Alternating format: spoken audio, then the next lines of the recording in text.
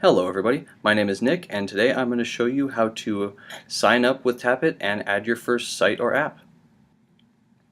So first things first, we're going to need to go to ads.tapit.com. You can either click on the sign up button or the login button on tapit.com or simply type in ads.tapit.com into your browser. Once here we have two options for signing in. You can sign in using Google or you can click the register button and select publisher. Fill out the form, make sure you add your chat, and click Agree to Terms and Services, and click the Sign Up Now.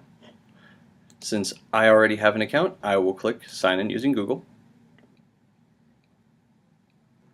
So once you sign in, it's going to take you to your publisher dashboard. The first time you sign in, you will have a dialog box right here, which will tell you to check your email and click on the verification link. So I'm going to pop over to my email, and there's nothing here.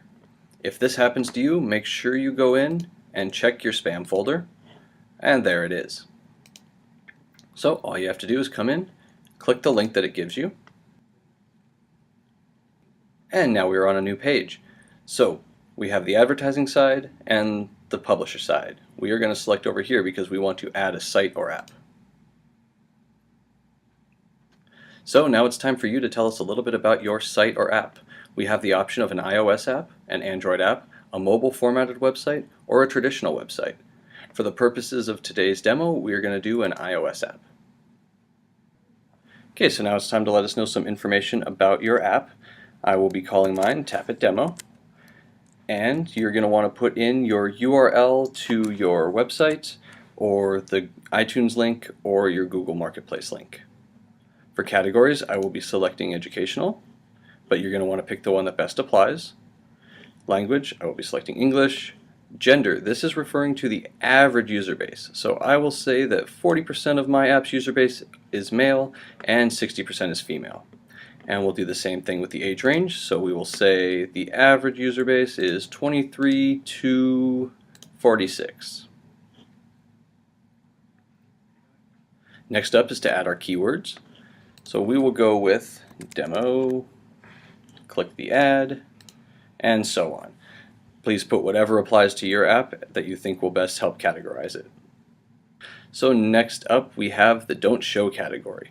These are the types of ads you would not like to appear on your app, so we will choose alcohol and suggestive. But once again, choose whichever ones you would like to have not appear. You're going to want to leave Allow HTML and JavaScript set to Yes, because that'll allow you to have more ads served on your platform. Next up, put in your monthly impressions and your monthly unique users. For location information, if your app takes advantage of the phone's location features, you can leave this on. If not, go ahead and turn it off, and then you're going to click Save App Details.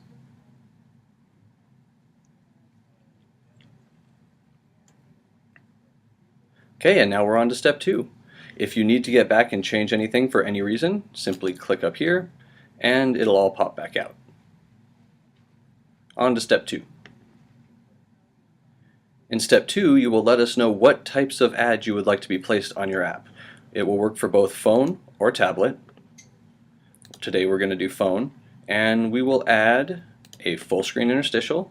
Come down here, click Add Unit, and you will know it worked because this will pop up down here. We will select Add Prompts and Add Unit, and that popped up down here as well. When they pop up down here, they tell you a little bit of information. They tell you what device it's on, so phone or tablet.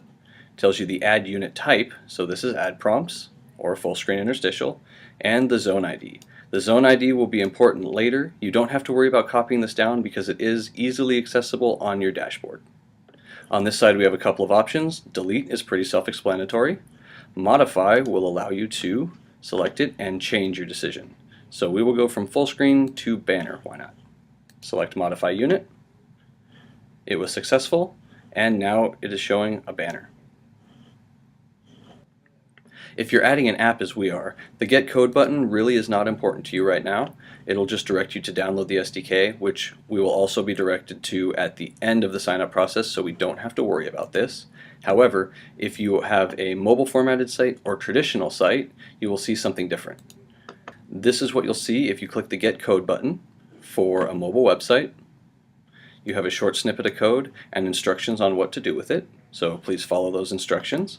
If you are on a traditional website, it's a little bit more code and some more instructions, so whichever one you're on, simply grab this code and follow these instructions. And with that, we are done. Steps 3 and 4 will be covered in the next video, so we are going to click Save and Finish. And we're brought to a new page. And just like I said, download the SDK. At this point, you're going to want to go download it, install it, and then you'll be ready to start serving ads. So for now, we're going to go back to Dashboard.